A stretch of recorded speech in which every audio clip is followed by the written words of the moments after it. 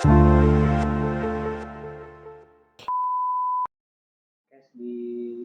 menjelang pemilu bagaimana, Pak?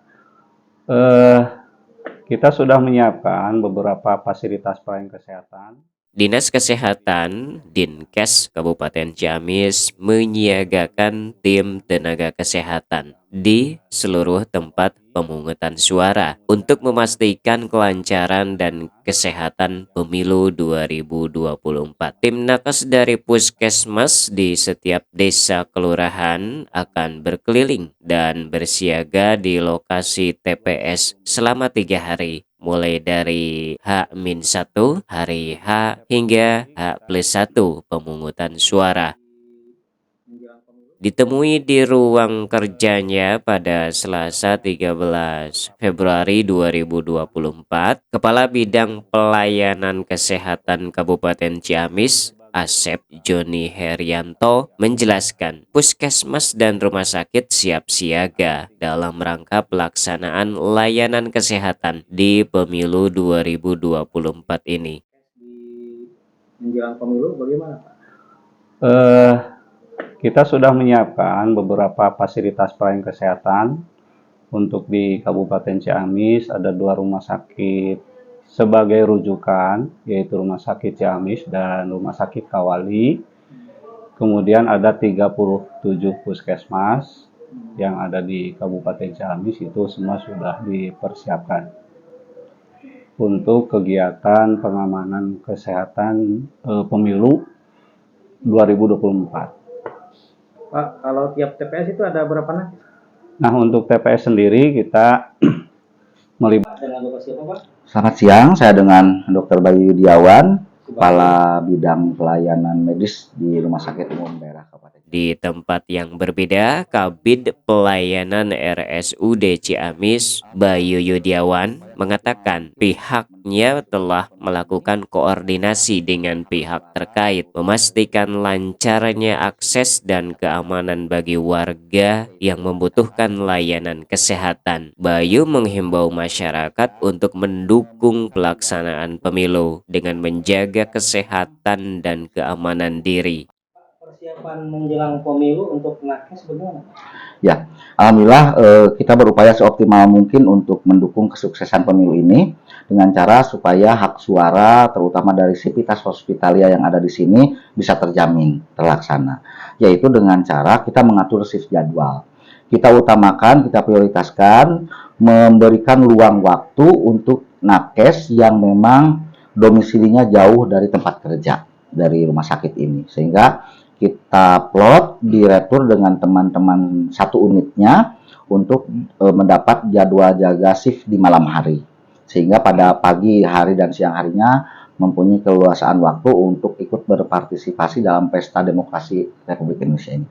Itu untuk yang pertama strateginya. Yang kedua juga sama, untuk yang shift pagi dan shift sore itu kita sortir, sehingga di shift sore ini yang dekat-dekat justru yang memang kita off-kan, supaya mereka setelah mengganti di pagi bisa mendapatkan hak pilih suaranya di TPS-nya masing-masing di yang TPS-TPS yang terdekat dengan tempat kerja itu yang sore. Sedangkan untuk yang memang sama sekali terkendala kita off-kan dalam satu hari itu supaya bisa mempunyai kesempatan untuk mendapatkan hak pilihnya.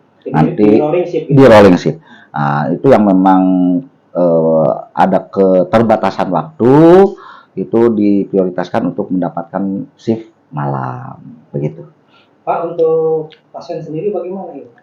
Untuk pasien kami sudah berkonsultasi dengan KPU, memang ada kendala berkaitan untuk pasien yang masih memungkinkan, itu dari KPU disarankan untuk memilih di TPS-nya terdekat yang memang sudah ada di DPT-nya.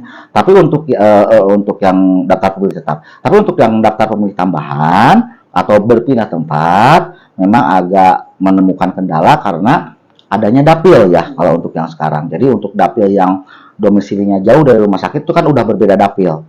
Jadi beliau nggak bisa nyoblos di sini karena surat suaranya juga kan calonnya berbeda ya. gitu. Jadi dari KPU mungkin belum bisa optimal untuk membantu menjamin hak suara mereka.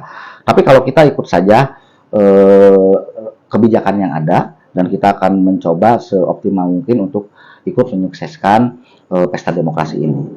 Kemudian yang kedua, dari kami sendiri sudah ada program berkoordinasi dengan KPU di bawah koordinasi Dinas Kesehatan untuk memberikan layanan terutama bagi petugas-petugas di TPS-TPS yang bekerja langsung di lapangan ataupun yang membantu di belakang di back office seperti di KPU-nya dan sebagainya, di Bawaslu, di tim saksi dan sebagainya, untuk yang berkaitan itu kalau ada hal-hal yang tidak diharapkan berkaitan dengan status kesehatannya, kita siap menerima pakai sistem rujukan berjenjang.